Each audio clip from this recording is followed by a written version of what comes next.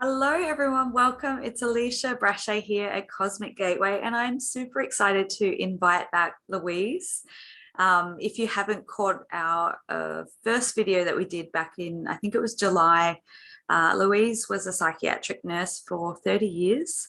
But not only that, she's quite a talented and gifted intuitive psychic, I don't know, whatever label you want to put on it. She's quite in tune with the spiritual world, shall we say. So she has brought a very interesting perspective on, something that I'm quite passionate about, looking at the mental health space or the health space, as a broadened industry from a more spiritual or higher perspective. So I could talk to you for hours. Welcome back, Louise. It's so good to have you here. Thanks, Alicia. It's just wonderful to be back, and it was such an interesting time we had last time. I really enjoyed it, so thank you. Yeah, I enjoyed the stories, and I think feel very lucky that you can share just a wealth of knowledge that you've had over the years and your in-depth take on things, and obviously your own life story too is quite interesting. So I think we're just going to pick up where we left off and see where we go. But do you want to talk or share a little bit about, like, obviously now you're no longer working as a nurse. Do you want to talk a little bit about what that process has been around COVID mandates, restrictions, and, I feel like we're in a recovery phase at the moment. People are trying to navigate a new way of living, but I'd love to hear your experience and what you went through and what you're currently, going through in that transition. Yeah, thank you. Yeah, well, I think when we last spoke, I was going into a new job because I'm I think I mentioned that I've got an exemption because I That's right, you had the gold ticket. The Willy Wonka golden ticket. Not that it did me any good because I was very well managed out of my job at a major health network here in that I worked for many years in Victoria. Not mentioning any names, but they're on the Southern Peninsula. So, based in Frankston. So I even though I did have the golden ticket, I had a long battle with them, a really intense battle to keep my job. I was doing aged care assessment. And I'd been doing that from home for 2 years and doing it over the phone. But I was basically told that I wasn't able to keep my job once we went back to going back to see people in the home, because I still had problems with wearing masks because of my allergies, and because I wasn't vaccinated, they wanted me to have a medical professional look at me in the city, and the questions we were being asked was, can I have the vaccination?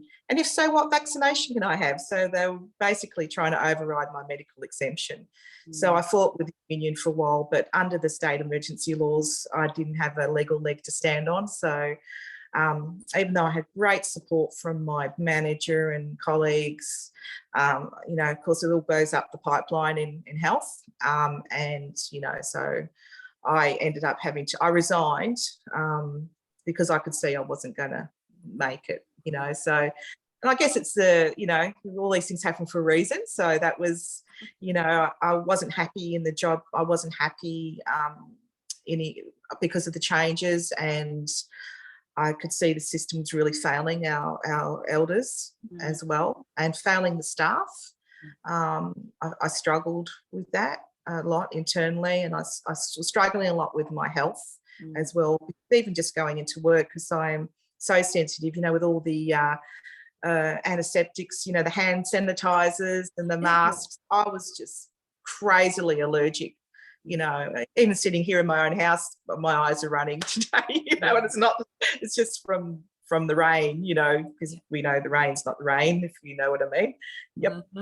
So so it was really intense. It was a real dark night of the soul. Part of me wanted to leave because I knew I had a lot to give in the spiritual aspect, but I've always been a bit reluctant to do that. I've done it in the past, dabbled in, being a psychic, clairvoyant, medium, and I've always felt this great responsibility in doing that. And and I was a good nurse, and I guess it was an easier path. And as I was saying to you before, it's hard to be different. I was already different, and that's the next step in being different. And so it was. I've always been so enthralled with everything spiritual, but I was walking the two worlds, but that was the end of that world for me. I was pushed out unceremoniously out of that job very unfairly, and watching everyone get COVID, and that had been triple vaccinated, and I got it myself, and everyone said, oh, you must have been so much worse. No, I wasn't. I was actually better than a lot of people. So it didn't make a big deal of difference. And I saw all the lies. We used to have all the numbers of the patients come up who had COVID and the staff who had COVID, and there really wasn't what they were saying was happening. People did get COVID, people did die, and I'm sorry if anyone's lost a family member, but it was no more than the flu. And I mean that bout of the flu that went round in 2017, my brother was hospitalized and very sick. I think that was as bad, or equivalent. And look, I had the same thing in the early 2002 or 3. I thought I was going to die, and the lady up the road almost did. It was like they said it was a bird flu or something ridiculous, or it was like a pneumonia. And I've never in my life, and that was, so look, it's been leading up to now has been quite difficult with COVID. So I was locked up in the house for 2 years. We were in Victoria, you would have been the same. We had those terrible restrictions. Remember being stopped by the army, asked for papers because we weren't dead for a drive.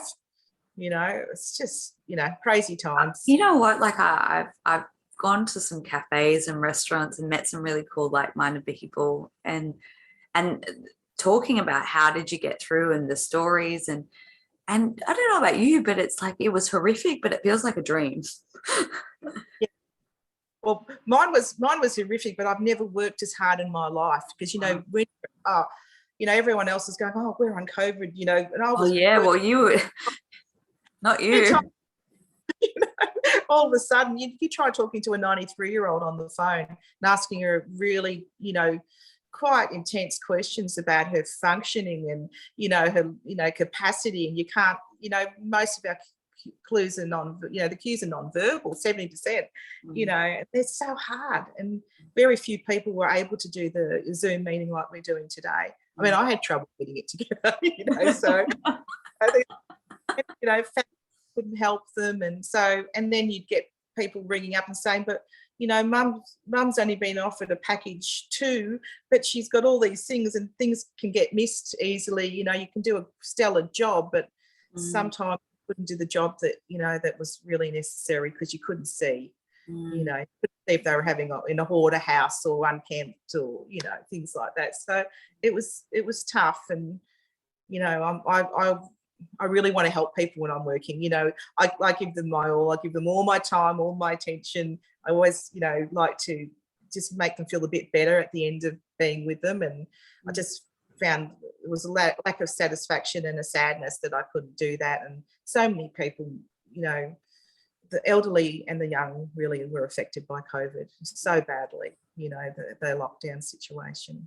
Yeah. So, and still, I mean, the spike in mental health and people trying to recover from, it was very traumatic those years. And I think I think I mentioned in the beginning, I feel like we're in the cleanup phase of the aftermath of that, and what that means for people. But at the same time, also, like, I know that you've been pushed out of your nest and out of your comfort zone to kind of do what you're meant to be, here to do on this planet at this time. And, I've heard a lot of other incredible stories of people who took that leap of faith, and it's terrifying, Well, I was lucky because I did get that other job that I mentioned. So last time we spoke, I was offered that. Yeah.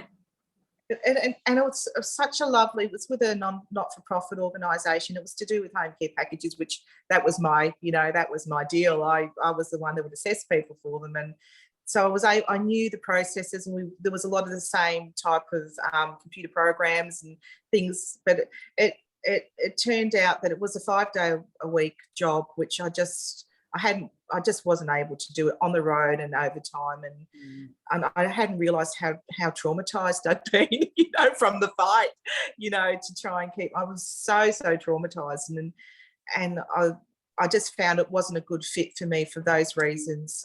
But lovely people, and it would have been a great opportunity.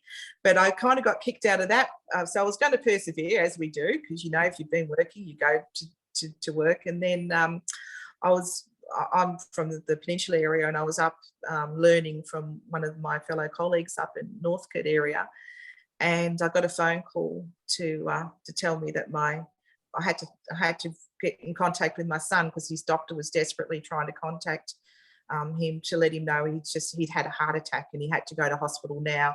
Do not even take an ambulance, because so he's only 33, my son, and so after. He's okay now, but as far as we know, but after that phone call, it hit home that I needed to spend time just to care for him. So I actually finished up with that job. So leading up to that, the day before, my son, he manages a gym. He's a fitness fanatic. He doesn't have an ounce of extra fat on his body. He's drinks his protein drink, takes his vitamins, etc. But he had been taking a lot of supplements like green tea extract, with a lot of caffeine. Yeah. And he rang me up and said, "Mum, I've been coming off caffeine in the last week." He said, "I feel really rubbish and I can barely walk," and it was quite unusual. So I picked him up from work, brought him home, and he had gripping chest pains, but they weren't radiating. And he said, "I think of the chest pains just because of the withdrawal, it's affected my heart." And he didn't want to go to hospital. I didn't want him to go to hospital. As I said, I'm a psychiatric nurse. I'm not a general nurse. So I don't know enough about heart attacks, but I suspected it could be. So I took his pulse, and it was slow and steady. It was, and it wasn't any type of arrhythmia. He didn't have any difficulty breathing, but he certainly had the chest pains radiating to his abdomen. So rather than take him to Frankston Hospital Accident Emergency, which is just, you don't recommend that to anyone, I thought I just kept a real close eye on him. I checked him. We use a lot of tensor healing rings, the copper healing rings, a bit like, I've got a bracelet, see, a bit like my bracelet here. Yeah. And they create a beautiful field, and we've got like amplifiers in the house, that run off frequencies. So I put a ring on him, and and then he wasn't getting any better. He was quite flushed and pale, and the pain hadn't subsided too much. And so I was ready to call an ambulance or do CPR, but it was, I just my gut feeling was it would be more dangerous to send him off to the hospital, because he's, the stress involved, So I called in my husband, who's a Reiki master, and he's just got sublime energy, like he's unbelievable. And luckily my son's open to that. So I said, "Do you want Michael to do Reiki?" He goes, "Yep." Okay. So Michael did Reiki, and, within an hour or so, really the pains, went to the point he was comfortable and he fell asleep. So in the morning, he just had a very minor 2-inch of pain, and he wanted to get up and go to the gym and exercise for 2 hours. And I'm like, "No, don't do it." So I said, we don't know what's happened. Something's happened with your heart. So I forced him to the doctor. We waited 3 hours there, much to his disgust.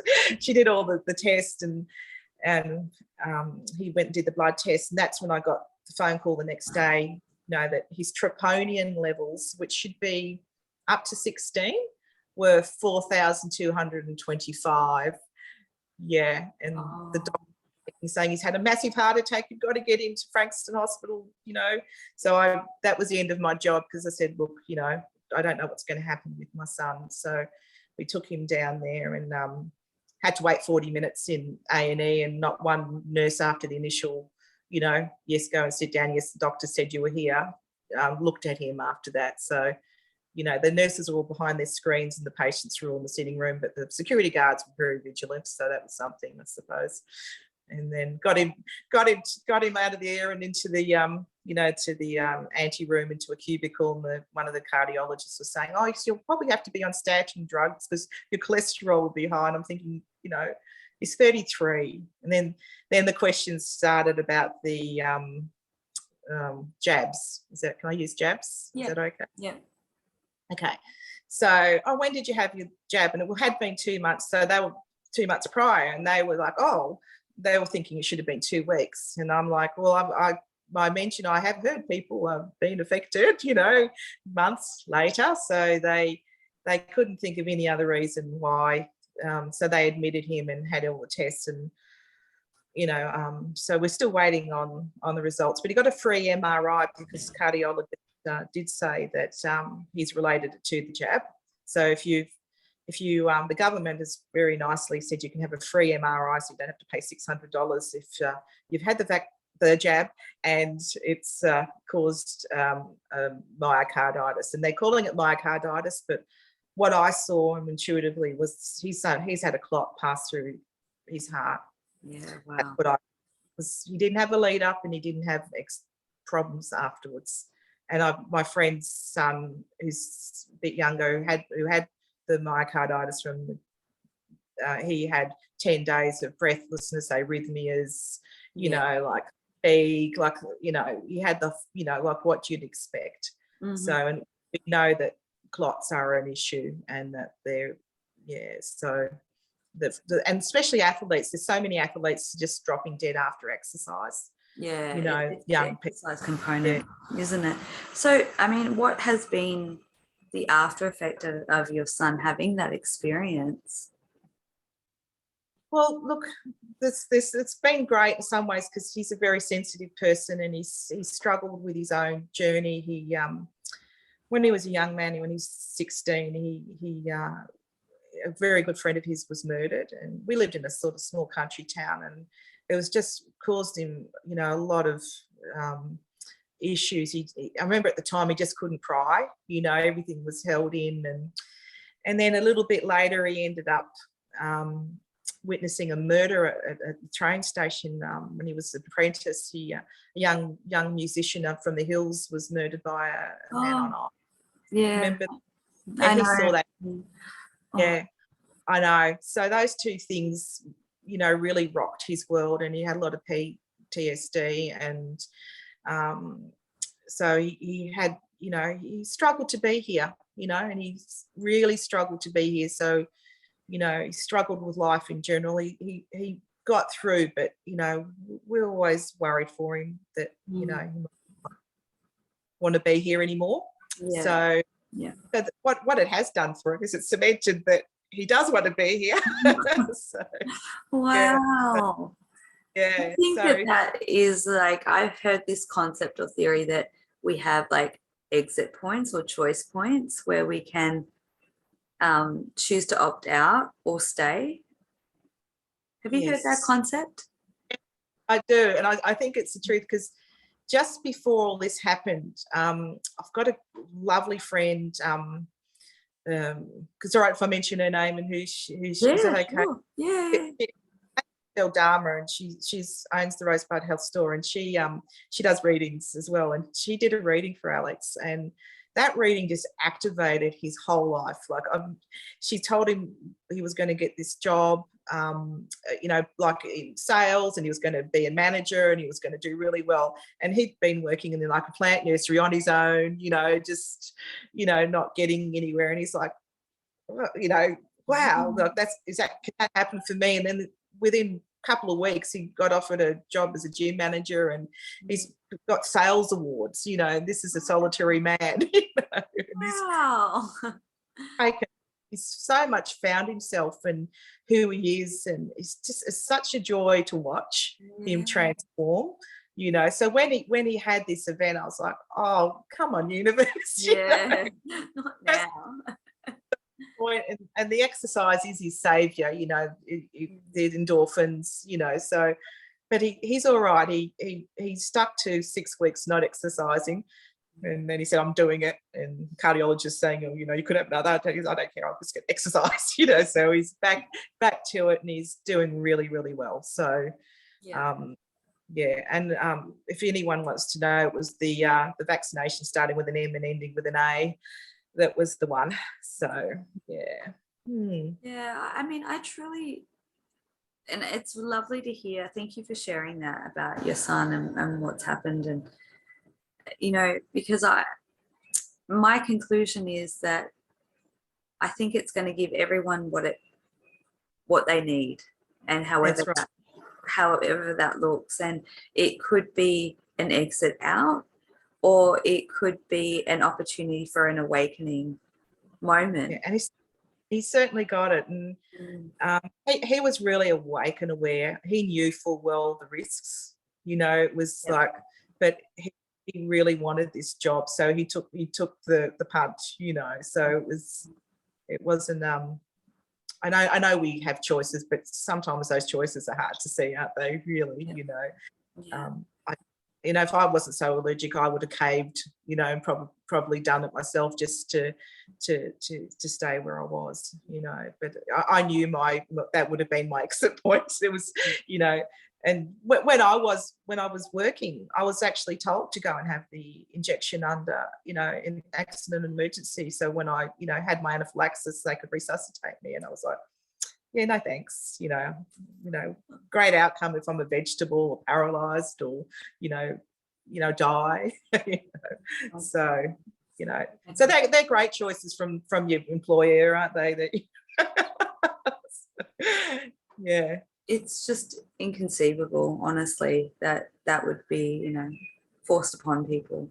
And I mean, I haven't really been delving in and looking, but a few things I've scrolled past recently about, what some of the companies who produce these vaccines are now sort of saying about them.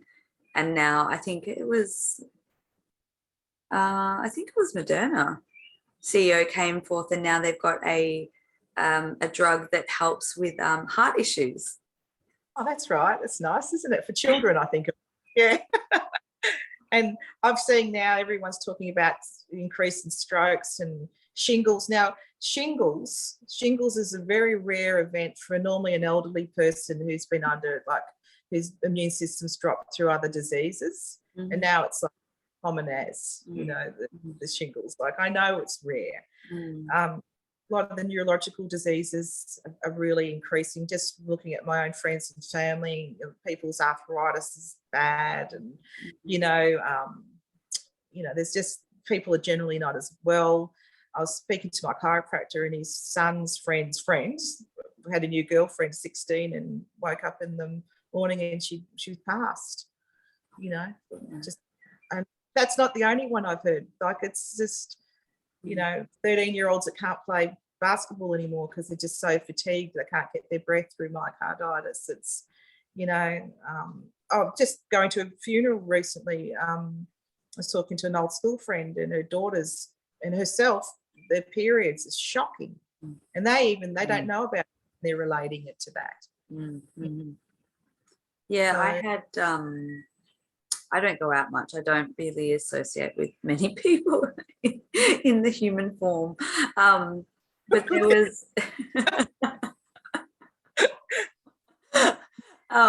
but I was helping out a friend with an event a couple of months ago, which required me to be out in restaurants and bars and things that I don't normally do. And I noticed a lot of weird symptoms a week after. Yeah.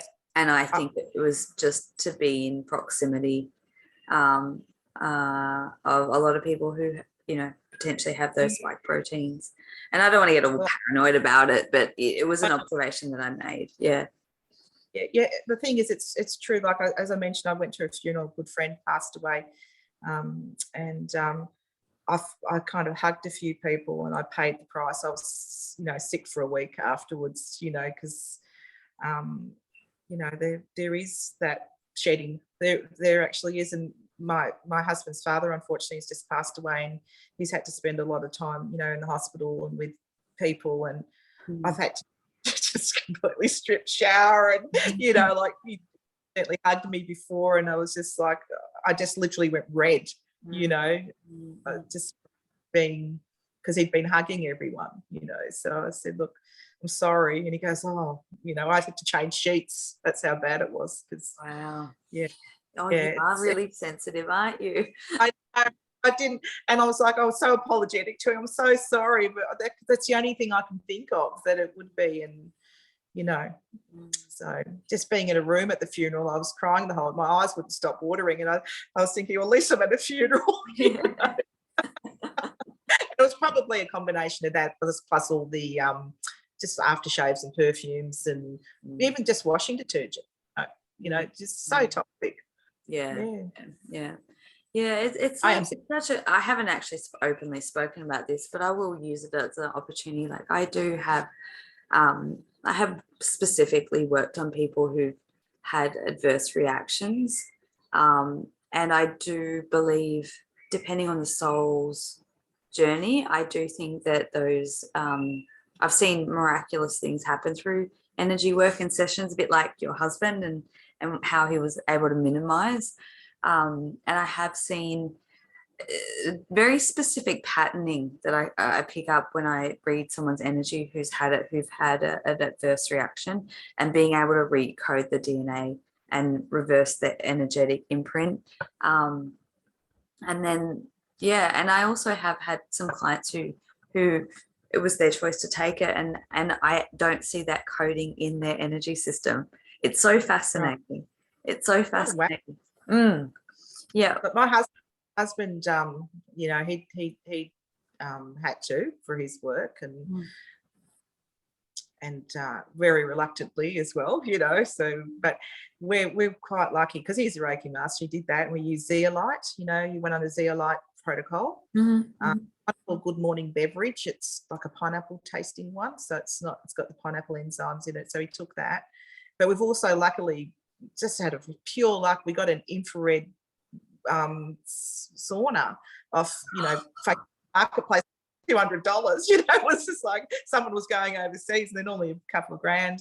Yeah. So he just went in there and just detoxed the heck out of himself and took colloidal silver and you name it, he did it. And so I was able to sort of sleep next to him, otherwise we wouldn't have been in that room. So yeah. I mean, how do you see this in terms of, like, I've always seen this as the segue of the disintegration of the medical system as it. Would you agree with that? Oh, most definitely. This just coming. I'm so glad I'm out of it, Alisha. It's just it's falling apart. We've lost all our good staff. You know, the good people have gone because it's dangerous. It's dangerous to go to hospital. To me, if you can stay away from a hospital, stay away, because it's the people that are left are inexperienced. And the ones that aren't inexperienced and are good people are burnt out, you know. So the systems are collapsing. It's going to, we really have to go back just to real healthy practitioners, you know, we need to have our naturopaths, our doulas, you know, it needs not to be so centralised.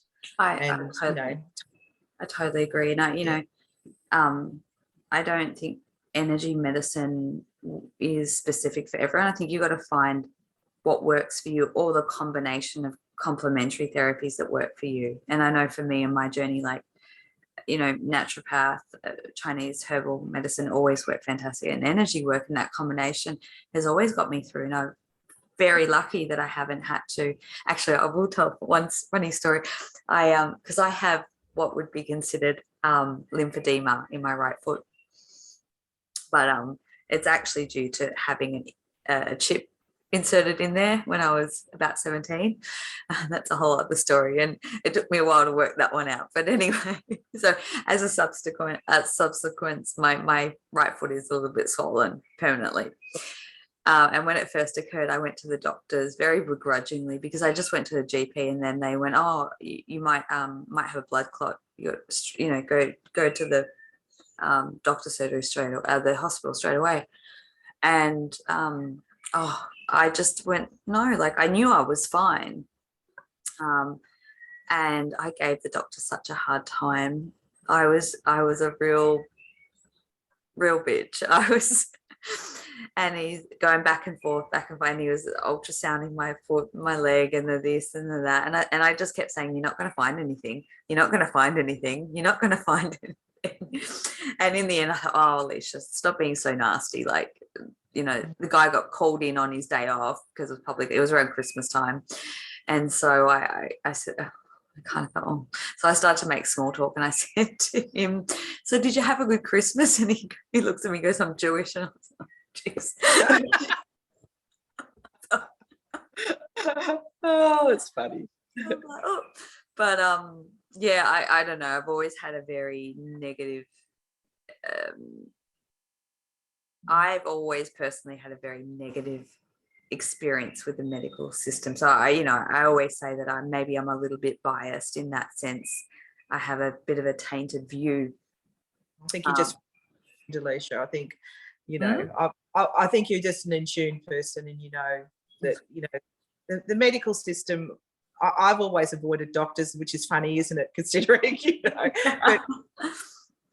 like it's medical doctors. I mean, I remember talking to one, I used to do a round with him when I was working in psych aged care, and I mentioned I was taking vitamins. "Oh, what rubbish," she said. "Why are you taking them? They don't do anything," And literally I was like, "It's a vitamin."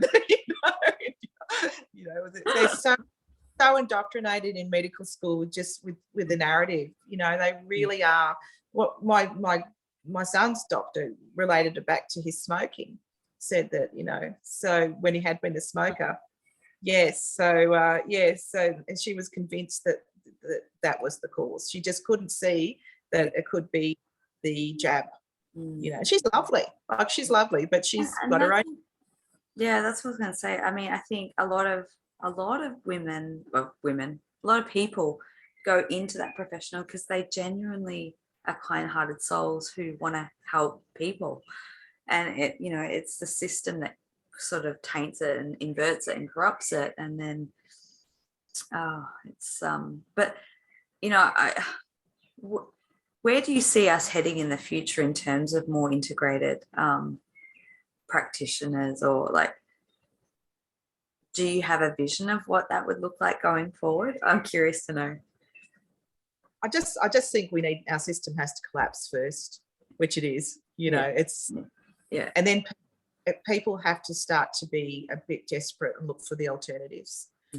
When I did see the doctor, we were talking about private health insurance, and she actually said to me, "They're all collapsing." This is the doctor. She said, "COVID's causing them all." So that they're even that's not going to be a deal. So there's not going to be a place in your mind where you're going to feel safe about your medical treatment unless we start. And I am hearing that there are collectives of people getting together, and ex-midwives, ex-nurses, ex-doctors, and alternative practitioners of all sorts. Well, we need that because Western medicine has a place. Like, if I fall down and break my leg, I mean, yes, I would probably do energy work, but I'm going to need that attended to. Well, yeah. As I say that, yeah. I've kind of laughed because there's a story that I talk about in quantum healing where you can go back and re-alter the timeline and change the body. So I mean, but I think for the general population, we're still a fair way away from that. And I think it's down, Alisha. I really do. I think it'll be there's a slow, steady decline. I don't think anything happens fast. Yeah. I think I get impatient though. I do. I'd want the solar flash and the new earth and all the new modalities, but I think it's going to be a little bit slower than that. Just that's my take on it. Because we have to learn. Still learning. If we have a bit easy, isn't it? Well, yeah. I always say I think my reality is a bit skewed because I don't really interact with anyone who isn't on this wavelength, so I just assume that everyone's and then I have a cultural shock if I have to go out into a denser population.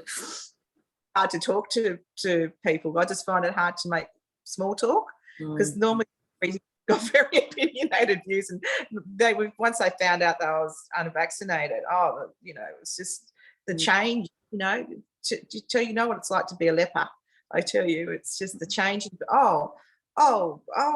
Okay.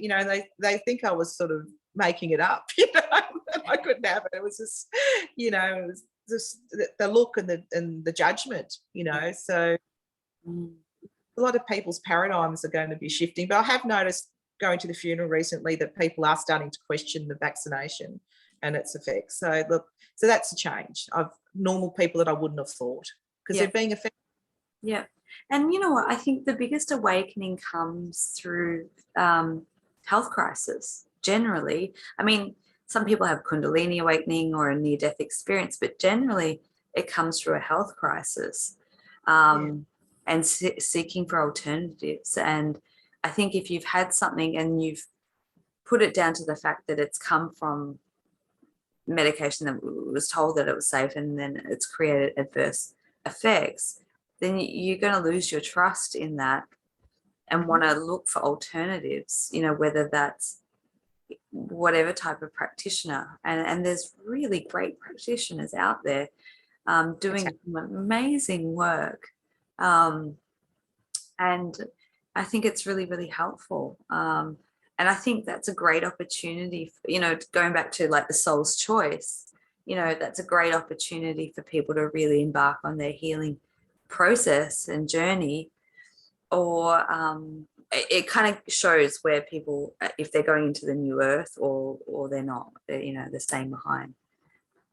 It's a bit people are leaving all the time now, en masse, aren't they? So, that's the other thing, that there's people choosing to leave, and I think we're in a consciousness war, and it's it's just it's not obvious to a lot of people. That's where we're sitting right now, and you can't awaken someone who doesn't want to wake up, if it's not their time. No. You have to have people saying, well, how come my arthritis is worse? How come my sister just died of sudden adult death syndrome and had organ failure in her 40s? Why did that happen? Why is my friend just had a third carriage? Why are these things happening? So they're really tough things. Like all of these they're harsh. Yeah. But the system we're under is harsh, but no one recognises, have they? So. So, I mean, what's your experience been of late, of recent? Sorry, my internet just went unstable, but I think we're okay now. Let me know if it glitches. How have you noticed their energies recently? Oh, they've been intense. Have they what? My body has been aching, and sleep's all over the place, and it feels like I'm a vessel trying to overfill, with energy, just like I'm bursting out of myself, and it's it's uncomfortable. It's uncomfortable in your skin. I don't know. Yeah. And it's the most I've ever felt in my life, and I'm in my 50s, so it's I've gone through other energy changes before, but nothing like this. So we're in the end, I think, energetically, so it's quite exciting. It's just it is. It really, it's horrific, but it's exciting at the same time. It's the perfect blend and combination. I don't know, the way that I've read the energies, at least since like August started, there was I felt like everyone went into their own pocket of their own reality. Like there was that was sort of how I was observing things, and I only am I just coming out of it now, and feeling back into myself again. And I feel like I go on missions for sometimes weeks and months at a time. So I feel like I'm a very diluted version of myself. I don't feel like I'm fully present here, with the exclusion of when I'm working, but the rest of the time it's like maybe operating at 40% of my consciousness. And I get feeling it's like, I feel like this aspect is is just sort of been automatic for a while, while my other aspects are doing their thing, if that makes sense. Yeah. Because as soon as I close my eyes and go into dream space, I'm on this mission, I'm doing this, and like it's so intense, you know, and it's been like that for months. And I feel like what occurs is in the lead up to something happening in the physical reality, it's like we're busy prepping and getting things organized, and then something occur. And like there's that, which I've noticed. So much going on in the astral, like my goodness. Even that terrible hurricane Ian, I didn't know it was coming, and I had this really intense dream, and I was in a high-rise apartment watching the sea wash down the bottom level of it, you know, not rising up in it, just. And then when we saw what was it, the place in Florida that got really affected the most, Fort something, got wiped. Yeah, a lot of apartment buildings right there. I thought, would have been the view that I was having of that. You know, it was so vivid. So that big cleansing thing, you know. And I'm glad we brought this up, because I've been talking to clients recently who've been going through these intense passageways of like battles on the astral plane. Have you been experiencing anything like that? Yeah, I've had one where it was so funny, you know, because I'm not into, my husband likes his sci-fi and fantasy, so I'm not into that. I remember seeing on the astral like a zombie type creature, like, you know, like all curled up, and it sort of it rushed at me, and I literally threw a fireball and said, "Begone, foul beast!" And I was like, woke up and said, "What the heck?" You know, it was so vivid, and I thought, oh, what am I doing? I was crouching, and I'm not that physically, you know, capable. I was like very active up there, you know, very physical, you know. Even before today, I woke up, and I know you knew Valerie. Oh, hang on, Louise, just one second. It's getting really dark at your end. Did you want to like? Hang on a second, I'll pop on a light. That's the weather. Sorry, excuse me for a moment. That's and we're back. We have light. Sorry about that. That's the storm that may or not be engineered happening around us. Yeah, as we're talking, just massive buckets of rain coming down here. Yeah. I turned on the radar this morning, and you can actually see the radars that they use to push and pull the weather.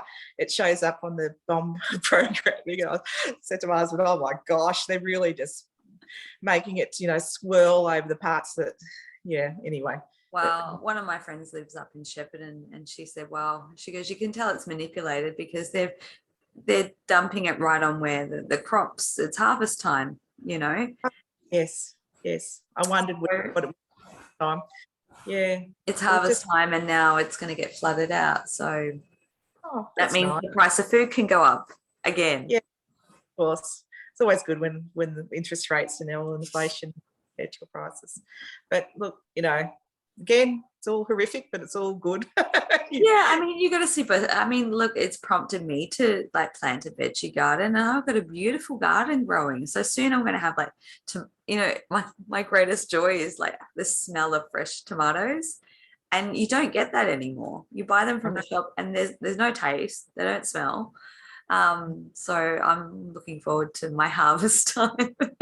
That's one thing we normally do. We always have some tomatoes in pots, you know, just on it. Even though we've got a quarter of an acre, we could have the whole place as a veggie patch. But I've got a friend who's very much got acres, and, you know, she's got some acreage, and she's doing all that. She's got greenhouses, because she had to get greenhouses because of the chemicals coming. Yeah. Sorry, I interrupted you before. You said something about when you woke up this morning. Oh yeah, I was dreaming about got a couple of just a Facebook lady I don't know personally. She's in England, Shirley Batty. I don't know if you know of her. She's a lady in her 90s, and she's very galactic, and she's written books. And she was with Valerie Barrow, who yeah, I know.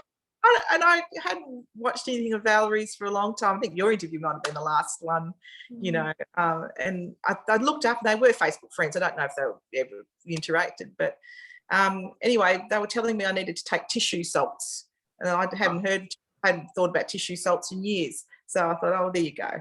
Oh, So, that's beautiful. Oh, I love it when messages like that come through. Yeah. yeah, really, really clear. And Yeah, so, I've been having those subtle ones recently. I woke up 2 mornings ago. Oh, well, I'll go back to the dream I had about the destruction of the planet, but I had a dream that my dad and my uncle were digging a grave for my cousin. And I was like, and I woke, like, it's very intense at the moment. I woke up and I thought, no, that's not a literal, like, I know when it's literal, prophetic, or symbolic. And so I haven't spoken to her in months, and I picked up the phone and called her, and we have that kind of relationship that I can say to her, hey, and I said, are you going through a rebirth at the moment? She goes, yeah. wow. And I said, well, I had this dream. I said, don't freak out. She said, no. And we just joked about it. And then I said to her, oh, and my auntie was there, who's on the other side, our auntie. Mhm. And she laughed and she said, well, you know what? She said, yesterday I was working. She's a photographer. She had to lug all this heavy luggage, equipment up a huge flight of stairs. And she's like, I'm not going to be able to do that on my own. And she, blah, blah, blah. And she goes, and all of a sudden I just picked it up, and just like it was weighed nothing. And everyone looked at her like, what? And she goes, I walked back to the car and went, hang on a second. There's no way I could have done that. Mm. And she goes, I often call on my auntie when I need help, or our grandmother. They're very similar. And I said, well, the fact that I dreamt about that and her, and she's obviously around supporting you at the moment. I thought, oh, isn't that nice? That's lovely. It's so we are lucky, aren't we, that we can tune in and get those type of connections.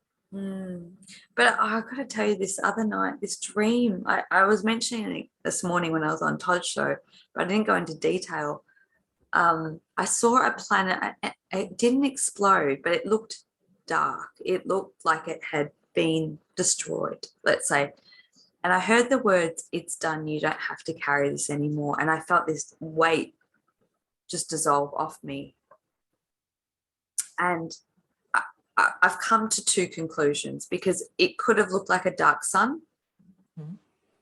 So my two interpretations of that is, I do feel at times there's an aspect of me working on the sun. Mm-hmm. Not all the time, but at times I do feel like there are some of us that work with the solar activity, the ones that are really sensitive. Yeah. So I wonder whether there was preparation on the sun taking place and it's done and I don't need to work anymore at it. That's one theory. But the other theory is that I came into this life with a core wound of being the last person on a planet. I think it was Lyra. And there's a lot of devastation around that experience. And I feel like on a soul level, that's probably the hardest thing I've had to carry. Like, as a child, I was constantly seeing images of that and going, well, what if that happens again? Like, how am I going to fend for myself? Like, that's something going on with our son, like our son right now, even the blind should be able to see that it's not right, like, so that the as a portal and as a place, it's really, and we know about Nibiru and Luise and everything. So I think it's a combination of both messages, because I'm like, have I just dropped that trauma finally, that I don't need to carry that trauma anymore? And because I think a lot of us do carry the end of days trauma of seeing different civilizations, Yeah. I actually recently had an experience of meditation where I know I always worry, because you know how it's easy with spiritual work to go into fantasy, isn't it? You know what I mean? Like, I'm always questioning myself about what it is, but it was so clear I wasn't looking for it, and I was like an energy worker in Lemuria, and I was very solitary, and I could see my hair. I knew I had dark skin, and it was very fine, long ringlets. They were all weaved through with copper wire, like ribbon. It was, and my job was to hold the energies in that part of Lemuria. So I was constantly balancing the frequencies. And I knew it was finishing, and I couldn't, the destruction was coming and I couldn't do anything. And I was literally watching where I was just crumble about me, and that grief, and I came out of that meditation going, oh, it's just awful time. Yeah, it's funny. It's funny you mentioned that. I have specifically gone to look at that because I know that's a very similar trauma that I hold around Lemuria, and multiple attempts of people taking me under hypnosis or BQH with my intention. I want to go back to Lemuria because I want to see. I have a very strong connection there. Every time I start to see the destruction, devastation, it's so horrific that they pull me straight out. Yeah, it was pretty bad. And, kudos to us for coming back here to this place realm. Right. Where I was, but it felt like it was on Earth, but I might not have been. No, it was on Earth. It was actually on Earth, but I was a young boy. And I was in a house like we're in now. But I could hear this sound and all this, like the air turned into rubble, like this. It was like we changed poles and the Earth rose and was flying, it just was liquefied. And I knew I was going to die. I could see it. And it was like, I was sort of cowering, but I thought, oh, well, there's nothing I could do. And then it was over. Yeah. And how many experiences have we just gone through over and over again, right? But, I think that we're clearing the traumas, Alisha, now. Clearing the traumas of that now. Yeah, exactly. And I think a lot of the deep dives that a lot of people have been experiencing recently, yes, it's the aftermath of the COVID situation that we've been through, but I think it serves as a higher purpose too, for people to clear those trauma lines that go deeper than just this lifetime. It goes hand in hand. So, talk to me. I know we're going to try and keep this one to an hour, and we're going to bring Luise back on because we definitely want to dive more into the psychiatry. And we didn't even really go there today, but that's all right. We'll schedule another time because that's one of my favorite topics of looking at mental health and the spiritual component and connection, just to help people through that. But talk to me about the New Earth. Have you had any New Earth experiences? I think I have. It's hard to tell because the astral planes. You know what I mean? Yeah. I don't know if I'm in the Summerlands. That type of thing. I know. Did I mention last time that I had a Kundalini activation where I'd seen myself in different aspects of myself? I don't know. No. Well, quite a few years ago, someone gave me some Reiki, and it wasn't my husband. This is before prior to husband.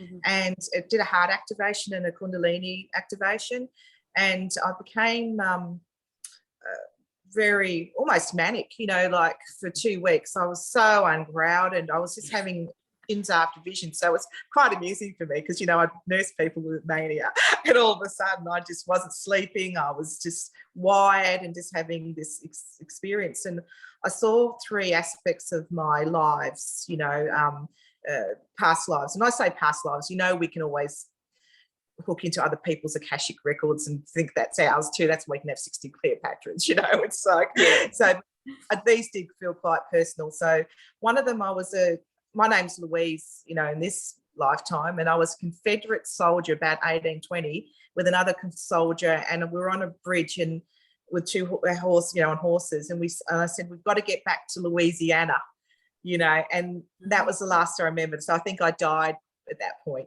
so that was, and then I saw another vision round about the same time, probably just before, where I was a Native American Indian girl. But I was looking at white children playing from the distance, and I had my siblings around me, and I just looked pretty disheveled. I was wearing white children's clothing, but I was, a bit of a, bit malnourished, a bit of a mess, maybe under 10.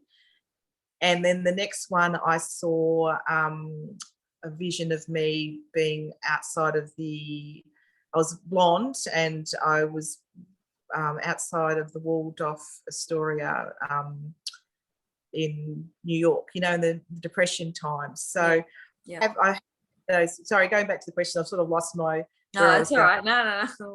Yeah, but I have had a vision when I was in that time when I was that's right. I had a future vision, and in the future, so that was my last sort of life I remember from this time in the 1920s. This sort of well-to-do blonde girl. But I had a future vision of me as a middle-aged woman with dark hair, a lot thinner than I am now, thank goodness. But I was showing a young boy how to hold his energy. Like it was hard for him to hold his physical form. So that to me is the new earth, where we're in between, So yes, that was what I've had. But I also like the Summerlands experience, as well. Yeah. Oh, I love that. I love hearing people's visions of New Earth, and just, I envision that. I see a lot of children. I see a lot of hybrid children coming down. And telepathy with animals too. Mm-hmm. Yeah. Proper. Yeah. Yeah. It's just a new way of operating, and I look forward to that. I think I've had many visions of how the transition will take place, and I think the timelines change, and I think depending on the collective temperature. But I did the last session. I haven't delved into it recently because I kind of don't really care about dates or predictions or whatever. I'm just sort of in this wait and see unfolding. But I did see that there would be a 10-year transition time. That would make sense. Yeah. So, and I think everyone goes at their own rate then, so those who are ready can transition first. And then there's this sort of, old earth, new earth, and this kind of going back and forth until, everyone who has chosen to go across sort of moves across. That still baffles my brain a little bit, but really hard to visualize, isn't it? Because of the but I mean, I think it is very much simultaneously occurring, because I know just a few weeks ago I was definitely in New Earth for about a week at nighttime, and that's how I was shown that the transition would take place, is that I would be there in dream space, and then it would flip, and I would wake up and I would be in the New Earth for a period of time, and at nighttime I would be back in the old Earth when I dream. And then it would flip around, and it will continue to flip around, and I've watched that process take place for a few years now. Yeah. I think you're right. I think that to me, when I'm in astral, I say, when I'm there, it feels more real than here. Mm-hmm. Yeah. I think I've been watching Lisa M. Harrison, and she's great. Great. Oh, she's fantastic. She's been talking, and I totally agree about losing your just losing that sort of want to do things, that and I do. It's just like all the things you do, like creative outlets and things that I used to do, and I'm not depressed. I'm actually not. It's just I've lost that drive, and I'm not planning like I used to plan ahead, and I'm not really planning as much either. No. Things that were meant a lot to me, material things don't mean that anymore. I used to love history, with being Mandela effective, that can go out the door every time I think. I used to love art, but all my art's changed, so the things I used to love are all gone. I can't look at a picture from Monet and remember it. I remember it differently, so the things that had meaning that, so that it's moving out of that. It's moving out of that focus on the 3D, and then, to a place where pictures are 3-dimensional, 4-dimensional, 5-dimensional. Mm-hmm. So, yeah, exactly. And I think it's dropping. I think we've been through a phase of dropping that, letting go. And it felt very dull. It's felt very dark at times. but I feel like there is a new energy coming in, because it's always the way, you know, you drop so much, you empty out, and then the new inspiration comes in.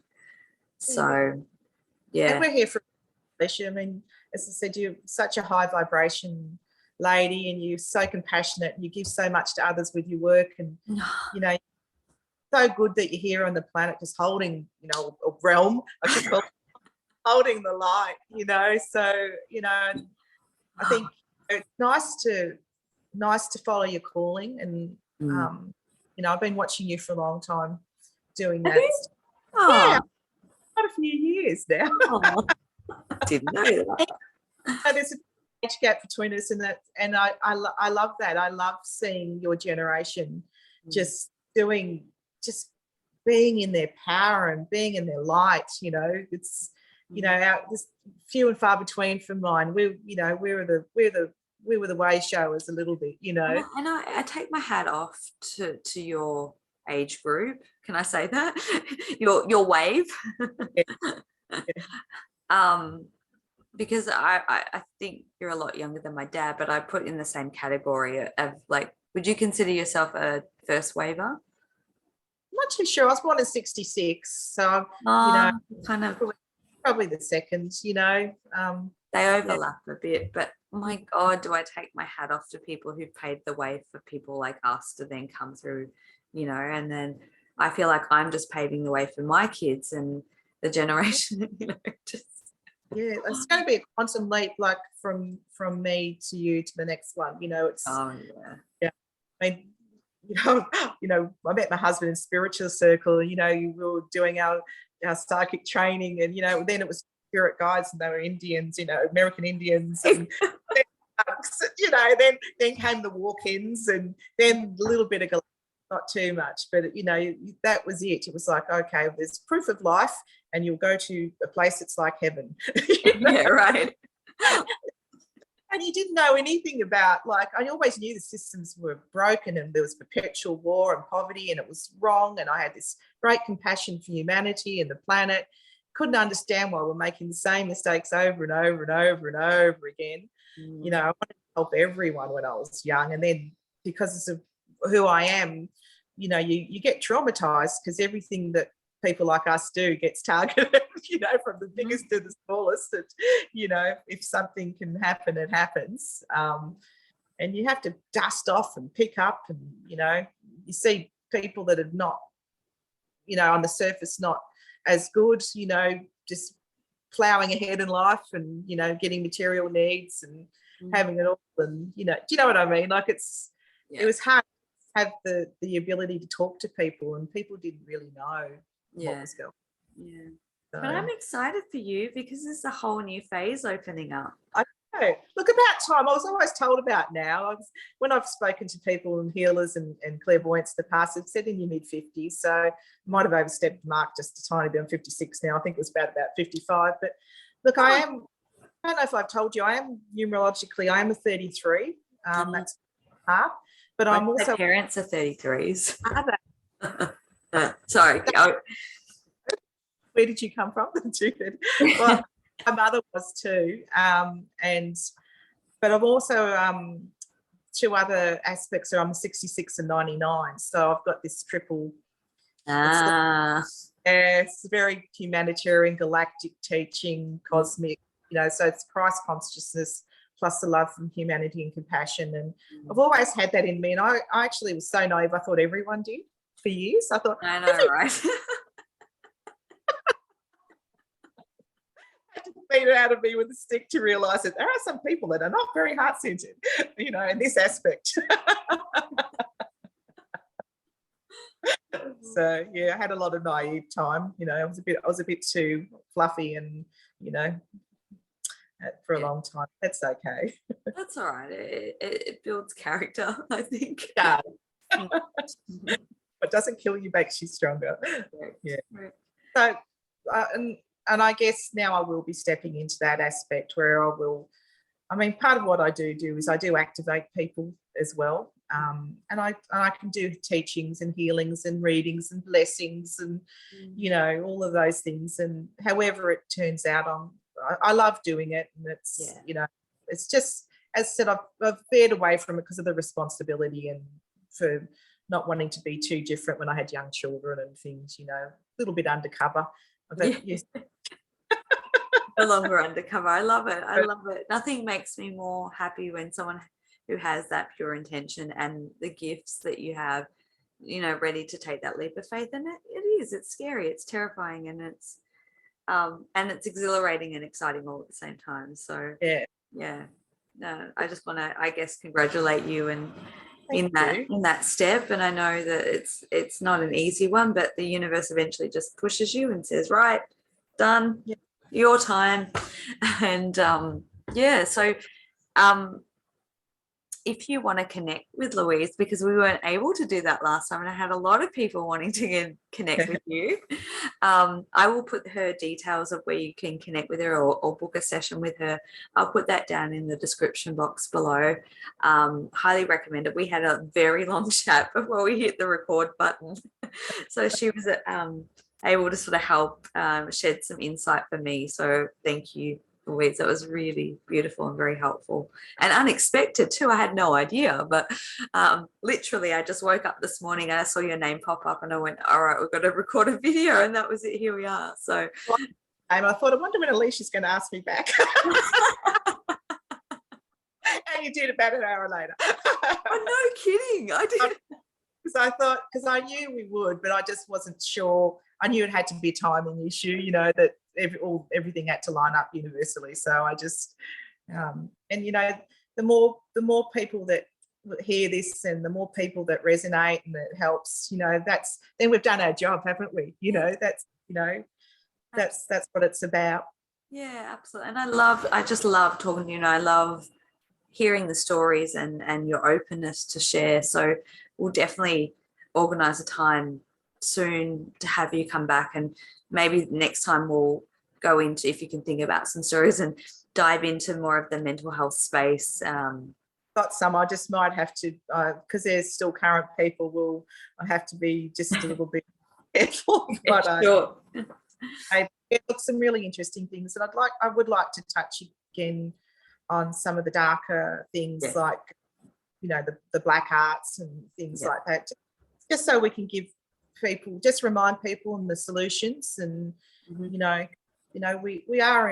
energy in a pool of energies, and not all of them are good, and some are focused bad. And it's not about being afraid, but just being aware and being able to look after ourselves and our lives and our loved ones. Absolutely. And when you don't have that awareness, a lot of we talked extensively last time about entity attachments and psychic attack and things like that. That's still very real and it happens a lot. So it's and I think it's happening a bit more because of where we're at. Thinner, and we know that they're mucking around with things like all the CERNs around the world. They're trying to open these portals for those entities to come through. That's their desire, and they might be a little bit able to do it, but I mean the pushback's always there, isn't it? So yeah. I mean, I know you did I think you did a show about how to protect yourself, but we'll cover all those topics again. I think it's always a good refresher and a good reminder, and probably not spoken about as much as it should be. So we'll definitely and I can go into a little bit more about how I got rid of my reptilian attachment too. Well, I've got some great reptilian stories. I've got some great black magic stories, and I think let's go down that route. do that, because I've got some wild ones. So, and I think dark into the light, it really just transmutes it, doesn't it? And these things are hidden, and they sound crazy to the layperson, but to me now it's crazy not to believe it. Right? The flip has happened. It's like go that way. I have to be careful not to make it my go-to thing. Yeah. Oh man, well thank you so much, Luise. It's been incredible to connect with you, and I do encourage, if anyone feels guided to connect with Luise, all her contact details will be in the description box below. I'm taking off for a week on holidays, but I'll be back, so I will be available. I'm starting to book in sessions for when I get back. So if you need extra support and energy work, other than that, we'll have Luise back in a few weeks. And if you have any specific questions that you would like us to answer or talk about in the next one, put those in the comments section and we can pick them up and carry on where we left off. Yeah, no, let's do it. It'll be fun. And maybe we can, help a few more people along the way. It's always good. Yeah, I'd like that. Awesome. Yeah. Well, thank you everyone for watching. Thank you, Luise, for your time, and we'll connect soon. Okay, lovely. Take care, Alisha. All right, bye.